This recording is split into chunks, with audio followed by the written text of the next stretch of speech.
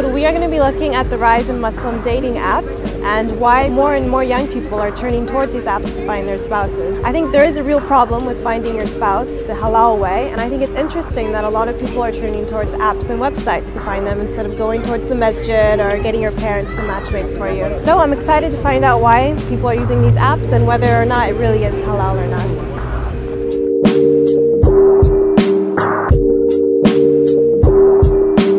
Today we're in the heart of East London in Whitechapel at the muzmatch office, and I'm going to be speaking to Shahzad Yunus, who is the founder and director of muzmatch. And I'm going to be asking him why he started the app, what he thinks about Muslim halal dating, and its comparison that's often made to Tinder. So I'm very excited to go and interview him today.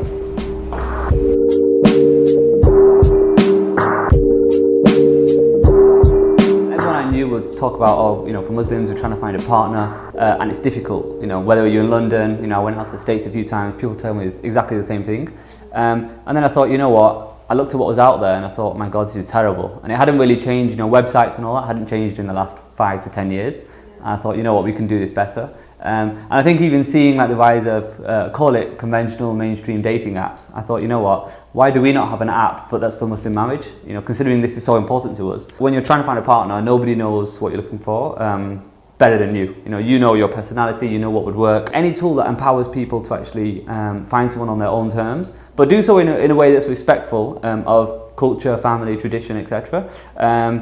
Just for me makes complete sense, and I think that's why we've had so much success. So I know in the past, muzmatch has been compared to Tinder a lot in the media. So how do you feel about that? Do you think that's a fair comparison, or do you not want to be associated with Tinder?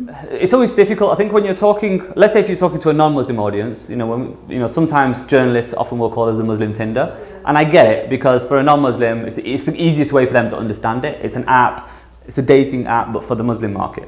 But then if you actually understand, I guess, the Muslim sensitivities around dating and the intent of Muslims when they're using apps like this, I think that's where it can be a little bit problematic in terms of the description. The term Muslim dating has been on the rise, so how do you personally feel about using that term within muzmatch? It's actually a difficult definition, purely because people's understanding of that word differs, whether you're in the States, whether you're here in the UK, or maybe in the Far East or South Asia.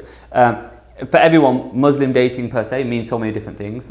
For us, the intent of the phrase Muslim dating is literally two people, that relatively short period of two Muslims getting to know each other with the end goal of getting married. Now, young people want to be, but are having to be more empowered to actually find someone on their own terms. So what does that then mean? Well, often young people will then go for a coffee with someone. So the purpose of the app is they'll connect, they'll find compatibility on the app, then they'll go for a coffee, whether that's with a chaperone, brother, etc., or a friend. They'll go for a coffee, have the initial conversation, and maybe they'll go for a few coffees. And if they feel that, okay, there's something here, then commonly, and this is what we've heard from people who've actually got married, they'll then get family involved and take things further. There's a genuine social need for a product that helps Muslims find a partner. Because if you ask anyone, be it religious elders in the community, people who run mosques, imams, everyone will say we have a crisis in the youth of the young either not getting married or struggling to stay married. The two big problems. And if you looked at it, our solutions hadn't changed at least in the last 10 years. So for us, it was doing something differently, doing something in a way that actually appeals to young people and doesn't make the whole process awkward, horrible, cringe, and unpleasant. That's the key. For us, it's making it relatively positive and an enjoyable experience of meeting people, talking to people, finding out more about them and yourself.